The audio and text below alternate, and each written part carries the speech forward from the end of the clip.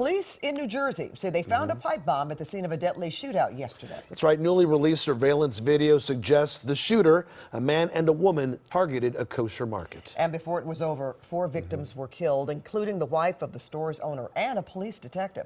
KCAL9's Randy Page is live in the studio now. You've got horrifying new video. Yeah. It is, and it's disturbing when you take a look at it. I want to warn you ahead of time.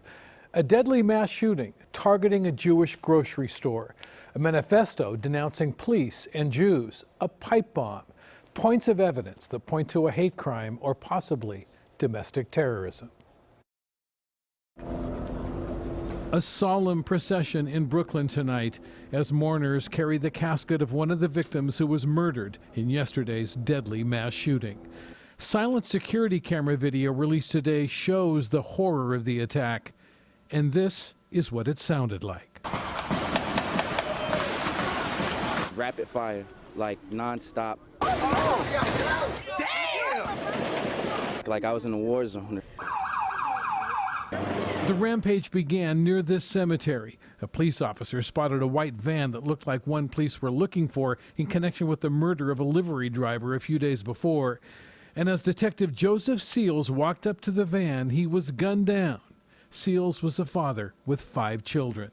Here's the van about a mile away, captured on a nearby security camera. Watch as one gunman jumps from the driver's side, rifle in hand, firing as he walks. The other shooter climbs out of the passenger side, and the two fire into the J.C. Kosher supermarket just across the street. David Lax is the man you can see running away from the store. He describes what he saw as he ran for his life. The way they looked at me, the way they started shooting, the way they came in, they came to kill. David Lax is the only person who made it out alive. Mindel Ferenc, a 31-year-old mother of 3 who owned the store with her husband, was found dead inside, along with 49-year-old Douglas Miguel Rodriguez, who worked there, and a customer, 24-year-old Moshe Deutsch, who was the son of a close friend of Rabbi David Niederman. A few hundred bullets went into a body of a 24-year-old child. How can we, as a community, as people, bear that? 2 more bodies were found inside the kosher market, the bodies of the 2 killers, 47-year-old David Anderson and his girlfriend, 50-year-old Francine Graham. Tonight, the New York Times reports Anderson was a follower of a fringe religious group that has expressed hostilities to Jews, and that Anderson published anti-Semitic posts online.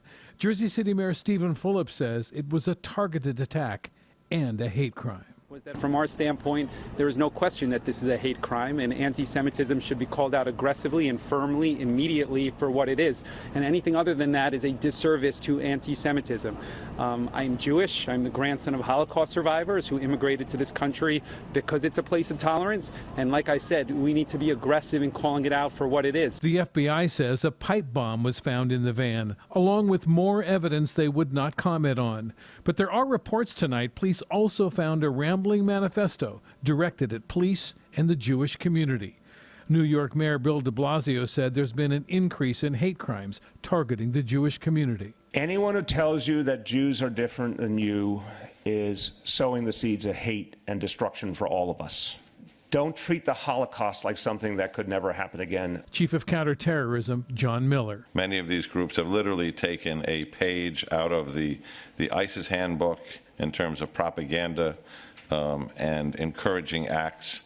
The idea is to have the intelligence, use the analysis, and then execute the prevention, which is the key. We can't stop evil, unfortunately, but we can bring enough light that perhaps the evil will just be diminished a little bit.